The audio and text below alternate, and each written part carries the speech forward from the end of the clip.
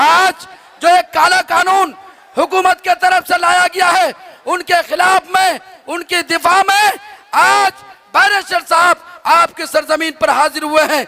इसलिए मेरे नौजवानों, कानून के बारे में वो ज्यादा जानते हैं, लेकिन मैं आपको बता दूं कि अल्लाह ने एक सूरज पैदा किया।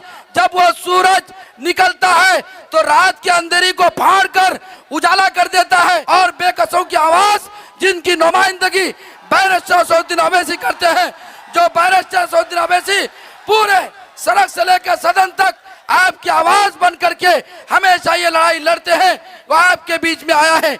मुझे ताज्जुब है और मुझे बड़ी खुशी है कि जब राणा जी चुनाव लड़ रहे थे, इसी मैदान पर सारे लोग, आप लोग इस्तकबाल के लिए आए थे, लेकिन बैरिस्टर साहब किसी वजह से नहीं आ पाए।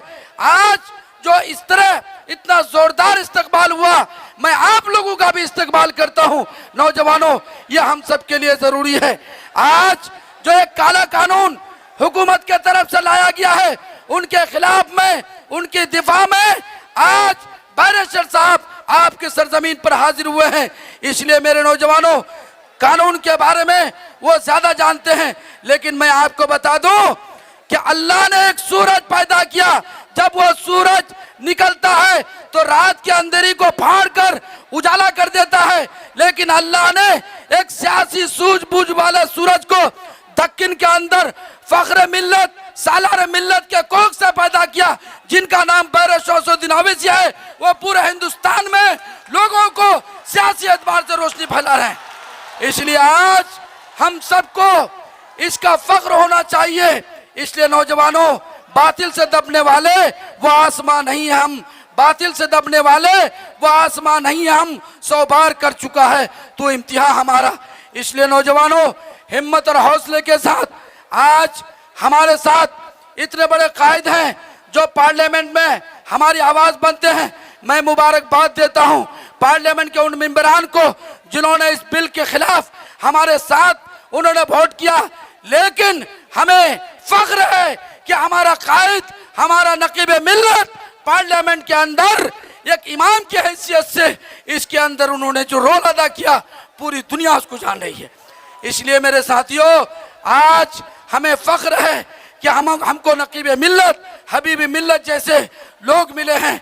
हम उनकी नुमाइंदगी में पूरे हिंदुस्तान के मजलूमों की आवाज बन करके हम लोग सामने आएंगे।